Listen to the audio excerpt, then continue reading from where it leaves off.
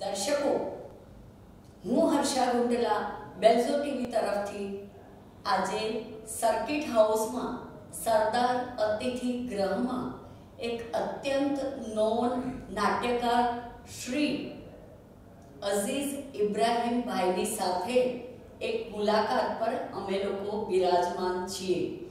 ખાસ તમારી મુલાકાત અઝીઝ ઇબ્રાહીમભાઈ સાથે કરવાનો હેતુ એ છે કે એ અત્યંત નોન નાટ્યકાર ગુજરાતના સૌરાષ્ટ્રના છે. તો જેમની વિશે એ પોતે જ પોતાની ઇન્ટ્રોડક્શન થોડી આપશે, તો જાણીએ એમની વિશે કે એ વ્યક્તિ કેટલી હદ સુધી આ નાટ્ય ક્ષેત્રમાં આગળ વધેલી છે. તો હિયર ઇઝ मिस्टर अजीज इब्राहिम भाई. नमस्कार. नमस्कार. नमस्कार. आपके बारे में हमारे दर्शकों को कुछ बताने की कृपा करें. हिंदी में बोलिए, गुजराती में बोलिए. गुजराती में ज कहो કે મૂળ મારું વતન છે સુરેન્દ્રનગર, ઝાલાવાડ. ઓકે. અને ઝાલાવાડની અંદર શરૂઆતની અંદર જે અમે હાઈસ્કૂલ લેવલમાં હતા ત્યારથી અમે લોકોએ નાટ્યકલાની શરૂઆત કરી. ઓકે, મતલબ નિયરલી કિશોર અવસ્થાથી તમે હાજી નાટ્ય કિશોરાવસ્થાની અંદર ત્યારે એ વખતે મને યાદ છે કે આપણા દેશની અંદર ચીન અને ભારત વચ્ચે થોડું વાતાવરણ હતું. ઓકે.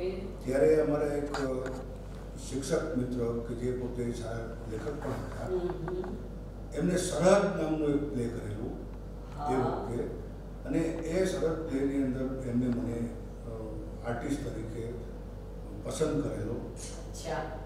અને ત્યાર પછી અમે જે નાટક મંચન કરેલું અને પછી જેને કહેવાય કે નાટકનું એક રંગ લાગ્યો ભજવવાનો અંદર, ત્યાર પછી અમે લોકો માનવ મંદિર ટ્રસ્ટના બેનર હેઠળ અમે લોકોએ ગુજરાતની અંદર જુદી જુદી જગ્યાએ, ખાસ કરીને અમદાવાદની અંદર, વડોદરાની અંદર, સુરતની અંદર અમે નાટકો કર્યા. અચ્છા, એટલે પૂર્ણ ગુજરાતમાં તમારું નામ છે? ના, એમ એ વખતે નાટ્ય પ્રવૃત્તિને અમે જે રીતે લઈ ગયા એ વખતે મેડમ આપને ખબર છે કે એક જમાનાની અંદર નાટ્યકળા તરફ લોકોને ખાસ પ્રકારની સૂખ જેવું હતું એમ. અચ્છા. એટલે ક્યારેક ક્યારેક જે અમે મશ્કરીને પાત્ર પણ બનતા. પણ 77ની અંદર મારું એક પ્લે હતું જેનું નામ યયાતિ હતું, જે પૌરાણિક મહાભારતના પાત્ર ઉપર આખું ઇન્ટરપ્રિટેશન કરેલું. અચ્છા. એ યયાતિ નાટક ગુજરાતમાં જ્યારે ફર્સ્ટ આવ્યું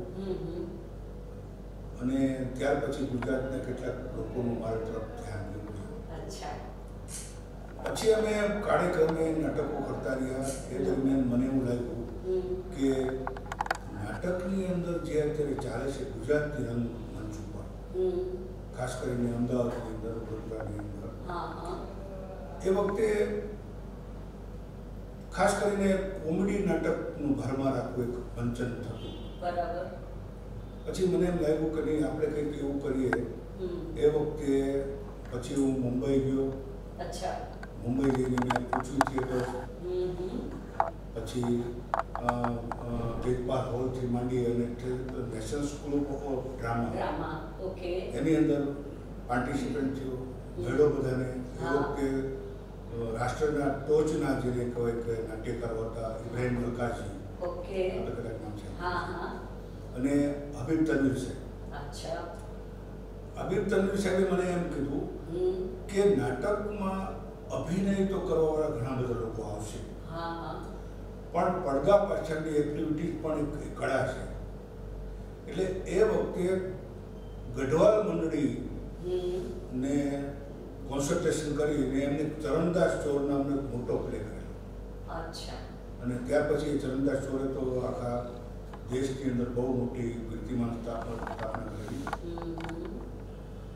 હબીબ તનવીર સાહેબ સાથે એ વખતે હું જોડાઈ ગયો બેકની અંદર. અમે લોકો સેટ ઊભો કરતા, અમે લોકો લાઇટિંગ કરતા, અમે લોકો ઘણીવાર મંચ સાફ કરવાનું પણ કામ કરતા. એટલે છે ને જેને કહેવાય કે એકેડેમિક એક્ટિવિટીઝ ની શરૂઆત અહીંથી થાય છે. અને ત્યાર પછી મુંબઈની અંદર અમે લોકોએ, મારા એક મિત્ર જે નથી અત્યારે, એ મિત્રની સાથે અમે રાફડો નામનું પ્લેની શરૂઆત કરી. એ પ્લેની અંદર સુજાતાબેન પણ કામ કરતા. સુજાતાબેન. એટલે એ વખતે મુંબઈની અંદર સેન્ટ ઝેવિયર્સ નાટ્ય સ્પર્ધાઓ થતી.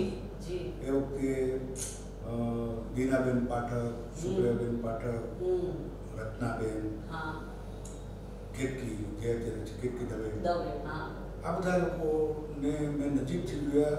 એ લોકોને સાથે વર્ક કરવાનો મોકો પણ મળ્યો. પછી મને એમ લાગ્યું કે ભાઈ ગુજરાતની રંગભૂમિ તરફ મારું ધ્યાન વધારે દોર્યું. એટલે મેં છે ને 2 વર્ષના સ્ટ્રગલ પછી હું ગુજરાતમાં પાછો. અને તમારા પોતાના ક્રિએશન્સ તમે ચાલુ કર્યા લાગે છે. ના મેડમ, એ વખતે મેં જોયું કે 82-83 ની અંદર હું જ્યારે રાજકોટમાં જ્યારે હું આવ્યો ત્યારે મેં જોયું કે ભાઈ મને એક સેન્ટ્રલ ગવર્મેન્ટની જોબ મળેલી. એટલે નોકરીની સાથે મને એમ લાગ્યું કે નહીં, રાજકોટની રંગભૂમિનો અભ્યાસ કરવા જેવો છે. એટલે એ વખતે રાજકોટમાં સુરેશભાઈ રાવળથી માંડીને જગદીશભાઈ દવે, દેવેન્દ્ર શાહ, આ લોકો પણ નાટ્ય એક્ટિવિટીઝ કરતા. એટલે મેં ગ્રુપ બનાવ્યું. ના મેં પહેલા જોયું કે ભાઈ રાજકોટની અંદર જે નાટકો થાય છે એ તો દામુ સાંગણીના હોય છે કે તારક મહેતાના હોય છે કે કોમેડી નાટક હોય છે. બોક્સ સેટ ઉપર નાટકો ભજવાય છે. એક દરવાજો છે, બારી છે, બારણું છે, ટેબલ છે, ખુરશી છે, ટેલિફોન છે. એ વખતે મને 83 ની અંદર એમ થયું કે આપણે ડ્રોઈંગ રૂમમાંથી નાટકને બહાર કાઢવું. એટલે મેં રાજકોટમાં એ વખતે નાના થિયેટરો હતા. દાખલા તરીકે અરવિંદબેન મણિયાર થિયેટર, એની અંદર હું નાટકને લઈ આવ્યો ફૂટપાથ ઉપર. હું નાટકને લઈ આવ્યો ગાર્ડનની અંદર. હું નાટકને લઈ આવ્યો નદીના કિનારે. હું નાટકને લઈ આવ્યો હિલ સ્ટેશન ઉપર. એટલે શું કર્યું કે મને એમ લાગ્યું કે નહીં, આપણે છે ને જે બંધાયેલી રંગભૂમિ છે કે એ વખતે તો મુંબઈની અંદર પૃથ્વી થિયેટર્સમાં જે ઓમપુરીજી હમણાં એક્સપાયર થઈ ગયા, એ ઓમપુરીજી, નસરુદ્દીન શાહથી માંડીને બધા લોકો જે થિયેટરને એક કર્મની દ્રષ્ટિએ જે ભાગ લેતા. અને એ વખતે એ લોકોએ થિયેટરમાં ઘણા બધા એક્સપેરિમેન્ટ કર્યા, મેં જોયા. એટલે મને એમ લાગ્યું કે ભાઈ આપણે એક કોમેડી નાટક જે છે ગુજરાતની અંદર જુદા જુદી જગ્યાએ ભજવાય છે. મેડમ, મને એક વસ્તુ બહુ ખટકતી હતી મારા દિમાગની અંદર કે આપણે મુંબઈના જે નાટકો હતા, સારા નાટકો છે, પણ એ આપણે ક્યારેક મુંબઈના એડેપ્ટેશન નાટકો, રૂપાંતર નાટકો, ક્યારેક દ્વ્યર્થી નાટકો, બરોબર, અને લોકો હસાહસ કરે એવા પ્રકારના નાટકો. તો રંગભૂમિ ઉપર મૌલિક સ્ક્રિપ્ટ લખાય જે આપણું વાતાવરણ હોય, આપણું સૌરાષ્ટ્રનું કલ્ચર હોય, આપણી કંઈક અંદર નાટકની અંદર આપણી કંઈક વ્યથા હોય, આપણી કંઈક કરુણા હોય, આપણા ગુજરાતની સંસ્કૃતિ, એવી કોઈ વાત નહોતી આવતી. મેં જોયું. અને જેનું રિયલમાં દરેક વ્યક્તિની લાઈફમાં એક્ઝિસ્ટન્સ છે, પણ એ હાઈડ કરવામાં આવતું હતું. એનું કારણ ઇમોશનને નાટકમાં દર્શાવાતી નહોતી, જોકે એનું એક્ઝિસ્ટન્સ લાઈફમાં હોય છે છતાં પણ. અને એ વસ્તુને ઇમોશન્સને તમે લઈ આવવાનો વિચાર કર્યો. મેડમ, એમાં એવું હતું કે જે મુંબઈમાં જે થોટ ઉપર નાટકો ભજવાતા, એનો આઈડિયા તો પશ્ચિમી દેશો તરફથી આવતો. અચ્છા. એટલે માની લો કે આગાથા ક્રિસ્ટી હોય કે પછી ઇંગ્લિશ કોઈ એવો રાઇટર છે કે પછી શેક્સપિયરજી છે, એ બધાના નાટકનો સેન્ટ્રલ આઈડિયા લઈને મુંબઈમાં ભજવાતો. અને જે પશ્ચિમી દેશોની અંદર આપણે ખબર છે કે સોપ ઓપેરા નામનો એક આખો કોન્સેપ્ટ આવતો કે જેની અંદર comedy comedy comedy vulgar comedy, એટલે એ ઉઠાવીને પછી રંગમંચ ઉપર જે અજીતભાઈ નમસ્કાર શશિકાંત ગુપ્તા નમસ્કાર નમસ્કાર કેમ છો? ક્યારે બધાયા? આ સરદાર અતિથિ ગ્રામમાં તમે બંને જગલગતિ જમાવી દીધી છે અને મને થોડી ભનક પડી ગઈ, એટલે મને થયું કે ચાલો અજીતભાઈને હું મળું અને એમની જે વાતો છે મારે તો કંઈક જુદું સાંભળવું છે. ઘણી બધી આપણા દર્શકોને કહેવા તો દો કે શશિકાંત કોણ છે. તો દર્શકો, આગળની મુલાકાત અઝીઝ ઇબ્રાહીમભાઈ સાથેની છે. Mister Shashikant, who is from Belzo TV. નમસ્કાર દર્શકો, 35-40 વર્ષ થઈ ગયા. 40 વર્ષ પછી હું ફરી રાજકોટના આંગણે આવ્યો છું અને રાજકોટની અંદર મારા જૂના મિત્ર દેવેનભાઈ શાહ અને એમના મિત્ર અને અઝીઝભાઈ જે છે નાટ્યકાર, એ જ્યારે મારે મુલાકાત થઈ એમની જોડે તો મેં એ અવસર ચૂકવા નહીં. એકદમ મેં એ અવસરને ઝડપી લીધો અને મેં નક્કી કર્યું કે મારે એમને મળવું જ છે અને આજે હું અહીંયા હાજર થઈ ગયો છું. મેં પહેલાં મેડમને મૂક્યા, હવે હું પણ હાજર થઈ ગયો છું. અઝીઝભાઈ, મારે તો એક જ વાત જાણવી છે. મારે રંગભૂમિની બહુ જુદી જુદી વાર્તાઓ તમારી પાસે અઢળક ખજાનો છે, પણ મને તો એવા ડાયલોગ જોવા છે, જાણવા છે, સમજવા છે અને ડિલિવરી જોવી છે તમારા તરફથી કે જે એક અનોખી ભાત પાડતી હોય. મને એક જ ડાયલોગ સંભળાવો. સાહેબ, એ પહેલા હું આપને વાત કરી લઉં. જી જી. કે આપને ઘણા ટાઈમથી આપનું નામ ખૂબ પરિચયમાં છે અને મને ઘણા વખતથી એમ થતું હતું કે હું આપને મળું. પણ સંજોગો જે આપણને અહીં લાવ્યા છે. જી બિલકુલ સાહેબ, હું થિયેટરનો માણસ છું. હા બિલકુલ. એટલે જેને કહે કે પડદા પાછળનો એક વ્યક્તિ. નહીં, આજે પડદાની આગળ આવવાનું નહીં. પણ મેં જોયું છે કે આપણે, હું પહેલાં રંગભૂમિની વાત કરું. જી જી. કે જે આપણે અહીં જે રાજકોટની અંદર જે નાટકો થતા સાહેબ. જી જી બિલકુલ. મેં મેડમને પણ વાત કરી. હા હા. થોડીક આપને પણ સંદર્ભ આપી દઉં કે કોમેડી નાટક અને થીમ પ્લે, જેને કોઈ સબ્જેક્ટિવ પ્લે, મને યાદ છે કે આકાશવાણીની અંદર કેટલાક નાટકો એવા ભજવાના પ્રસારણ છે જેને કહેવાય કે જેની અંદર સબ્જેક્ટ હતો. બિલકુલ. અને એ લોકોને સ્પર્શ જાય એવો સબ્જેક્ટ. શબ્દ દેહથી સ્પર્શવું. સ્પર્શવું, શબ્દ દેહથી સ્પર્શવું. વાહ વાહ, શું વાત છે. આહા. એટલે ત્યાર પછી મને એવું લાગવા માંડ્યું કે ભાઈ આપણે ક્યાંક રંગભૂમિની અંદર ક્યાંક ચૂકી જઈએ છીએ. બિલકુલ. અથવા આપણને એમ લાગે છે કે ભાઈ મુંબઈની અસર આપણા ઉપર છે. તો મુંબઈના જે કેટલાક નાટ્યકારો જે મારા મિત્ર છે એમને હું મળ્યો તો એમની પાસે કેટલીક લોકોની પાસે સ્ક્રિપ્ટ હતી અને એ લોકો, મેં એમને કીધું કે ભાઈ આપણે જે પશ્ચિમી દેશોનું અનુકરણ કરીને લાવીએ છીએ, રૂપાંતર કરીએ છીએ અને ક્યારેક એને આમ એના બદલે આપણી પાસે ઘણો બધી વાર્તાઓ પડેલી છે. હા બિલકુલ. આપણી પાસે મને એ વખતે યાદ આવ્યું ચુનીલાલ મડિયાની વાર્તા, જેની ટૂંકી વાર્તા હતી અંતઃસ્ત્રોત. મેં અંતઃસ્ત્રોતને ઉઠાવી. મડિયા, ચુનીલાલ મડિયાના ડોક્ટર સવિતાબેનની મેં મંજૂરી લીધી અને મેં એના ઉપરથી નાટક કર્યું ને ફિલ્મ બનાવી. નાટકનું નામ હતું ભવ. ઓકે. અને એ નાટકને ગુજરાતની અંદર બેસ્ટ નાટકનું જ્યારે પ્રાઇઝ મળ્યું ત્યારે મેં લોકોને કીધું કે જો આપણી સંસ્કૃતિને લોકો સ્વીકારે છે, નિર્ણાયકો સ્વીકારે છે, તજજ્ઞો સ્વીકારે છે. બિલકુલ. શા માટે આપણે અનુકરણ કર્યા કરીએ છીએ? એટલે એ વખતે મને દિલ્હીથી એક મેસેજ આવ્યો કે આ ફિલ્મ તમે બનાવો ને હિન્દીમાં બનાવો. ઓકે. એટલે મેં આ ફિલ્મને બનાવી હિન્દીમાં જન્મ જન્માંતર નામ આપ્યું.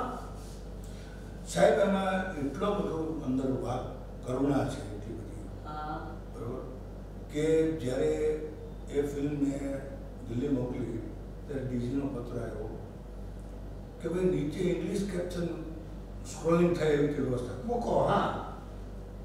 એટલે ફરીવાર ફિલ્મ મંગાવી અને પછી એમાં ઇંગ્લિશ સબટાઇટલ ગોઠવવા માટે. અને મને બરોબર યાદ છે કે એ ફિલ્મની આપણા દેશમાં ધારી અસર થઈ. ટાઈમ્સ ઓફ ઇન્ડિયાએ પણ એની વિશે કેટલીક વિગતો લખી. ત્યાર પછી મને પાછું એમ લાગવા માંડ્યું કે ભાઈ આપણે જે ફોક પ્લે આપણા ભજવાતા હતા એ વખતે લોકજીવનને સ્પર્ધા, એટલે પાછો મુંબઈ જઈ અને મેં ભાંગવાડીનો અભ્યાસ કર્યો. ઓહો, ભાંગવાડીની અંદરથી એક કલાકાર અમારી સાથે અત્યારે હાજર છે. યાદ છે તમને? શું નામ છે? કાંદીવલી વાળા. કાંદીવલી વાળા જેમના ઘરે આપણે રોકાયા હતા. પિયુષ ઠાકર. પિયુષ ઠાકર નહીં, કાંદીવલી. શું નામ હતું એમનું? તમે જ કહો. તમારા મુખેથી સાંભળવાની મજા ઓર આવશે. હા, હું નહીં કહું આજે. આજે બધું સસ્પેન્સ લાગી. આજે અજીત ઇબ્રાહિમ સાહેબની વાત અને ભાંગવાડીની વાત તમે કરી રહ્યા. ભાંગવાડીની અંદર મેં સાહેબજી જોયું, મેડમ આપને કહું જી કે ડ્રોપ કર્ટેનની વ્યવસ્થા આવતી જી. હા. તો ગામનું ખોરડું હોય, જી, પછી નદી કિનારો હોય, હા, પછી તળાવ હોય, કૂવો હોય. મને આ લોકો તો નાટકને બહાર લઈ જાય છે, તો આપણે શું કામ નાટકને બહાર થિયેટરમાં આપણે એક ડ્રોઈંગ રૂમમાં નાટકને શા માટે ફિક્સ કરી છે? ફિક્સ કર્યું છે. બસ પૂર્ણિમા મેને પણ મને આ કહ્યું. યાદ આવ્યું તમને? પૂર્ણિમા પૂછા મેં તમને કહ્યું હું સસ્પેન્સ રાખી છે, સસ્પેન્સ ને વખત હતી હું ખોલીશ. પૂર્ણિમા મુંસાફે પણ મને આવી જ બધી કંઈક વાતો કરી પણ બહુ મજા આવી. આંધળીમાનો પત્ર અને એવી કંઈક વાતો એ લાવ્યા અને અમે થોડું ઘણું એમનું સાથે કામ કર્યું છે. મને ભાંગવાડી વિશેની આ થોડી ઘણી વાત કરતી મને આ બહુ મજા આવી તમારી વાત સાંભળવાની. હા, તો તમે એને શા માટે ફિક્સ વસ્તુઓ લઈ જવી, બહાર કેવી રીતે લઈ જવી એ તમે કહ્યું. પછી પરંપરા શરૂ કરી રાજકોટની. એટલે દાખલા તરીકે મારા ઉપર એક છાપ એવી હતી કે એક્સપેરિમેન્ટ થિયેટરનો માણસ, ઓફબીટનો માણસ, પ્રયોગશીલ માણસ. હું બધાને એમ કહેતો હતો કે હું નાટકનો માણસ છું, નાટકનો માણસ છું, નાટકને હું જુદા કોન્સેપ્ટથી લાવું છું. એટલે બને છે શું અહીં આપણા ઓલાની અંદર કે પરંપરામાં સાહેબજી જે લોકો બંધાયેલા છે ને એ લોકો ક્યારેય પરંપરા તોડવાનો પ્રયત્ન કરતા અને જેને હિંમત નથી દાખવી શકતા. સાહેબ એમાં થાય છે શું કે જે લોકો એક કોમર્શિયલ શબ્દ આવ્યો છે, મને ખબર નથી કોમર્શિયલ કે દર્શકો ઉપર અસર થશે તો, અથવા આ પ્રકારનું નાટક દર્શકો જોવા નહીં આવે તો, સક્સેસ નહીં થાય તો. એટલે મેં બાણુની અંદર છીન ચહેરા નામનો એક જબરજસ્ત પ્લે કર્યો. બહુ ઇન્ટરેસ્ટિંગ વાત છે કે જેની અંદર મેં માણસ પરિવારનું જે પરિવાર તૂટે છે, લગ્ન જીવન જે તૂટે છે, જે પતિ પત્નીના વિચાર ભેદના કારણે જેનું કોઈ લગ્ન જીવન ખંડિત થઈ જાય છે, આ વાતને લઈને મેં માત્ર એક ફ્રેમ સ્ટેજ ઉપર ઊભી કરી અને ફ્રેમને મેં એમ કીધું કે હું કહેતો કે આ ફ્રેમ નથી, આઈનો છે. કે આ દર્પણ છે જી જ્યાં દર્શકો જે તમારો પણ ચહેરો અંદર જોઈ શકશો, તમે જોવાનો પ્રયત્ન કરો. હા, પ્રયત્ન કરો તો કે આ તમારો જ પડછાયો છે, તમારો જ આઈનાની અંદરમાં તમારો જ ચહેરો છે, અને એ ચહેરાને તમે જુઓ તમને લાગશે કે આજ હું સામે ઉભેલો છું. હા, એટલે તમારી જિંદગીમાં જે કિસ્સાઓ બને છે એ જ એવા રિયાલિટી રજૂ કરવાની રજૂ કરવાની અઝીઝ ઇબ્રાહીમભાઈએ કોશિશ કરી. બિલકુલ બિલકુલ. ગયા વર્ષે મેં રાજકોટની અંદર એક નવો પ્રયોગ કર્યો મેં જી કે જેની અંદર ફૂલ લેન્થ પ્લે, હા જેનું ટાઇટલ હતું એક પાનખરનું સમણું વસંત. વાહ, એક પાનખરનું શમણું વસંત. વાહ, શું મસ્ત જે પાનખર છે અને એ જ વખતે એને સુગંધ આવે છે કે વસંત છવાયેલી છે. વાહ, શું વાત છે. દર્શકો સાંભળો. એટલે એની અંદર મેં જે બે કપલ છે બંનેને રજૂ કર્યા.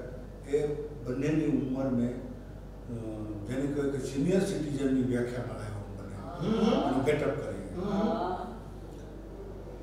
એક પતિ પત્ની છે અને પતિ ઉદ્યોગપતિ છે ને પત્ની સ્વચ્છંદી છે ને 25 વર્ષથી એ પ્રકારના લગ્ન જીવનમાં એ લોકો દિવસો પસાર કરે છે.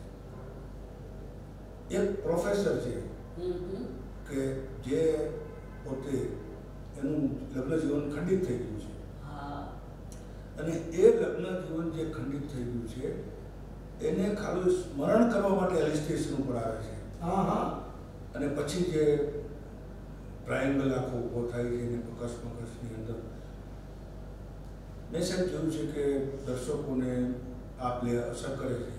તો એનો મતલબ એ થાય છે કે લોકો પોતાની સમસ્યાવાળા નાટકો પસંદ કરે છે. બધું પસંદ કરે છે કે જેની અંદર એમ લાગે કે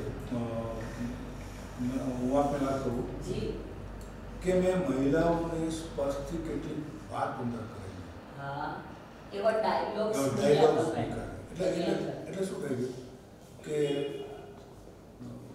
ઓડિયન્સની અંદર મેં મહિલાઓને રડતા પણ જોઈએ અને આખો જે પ્લે જ્યારે પૂરો થાય છે ત્યારે દર્શકો પોતાના સીટ ઉપર ઊભા થઈને 2-3 મિનિટ સુધી સ્ટેન્ડિંગ ક્લેપિંગ આપે છે.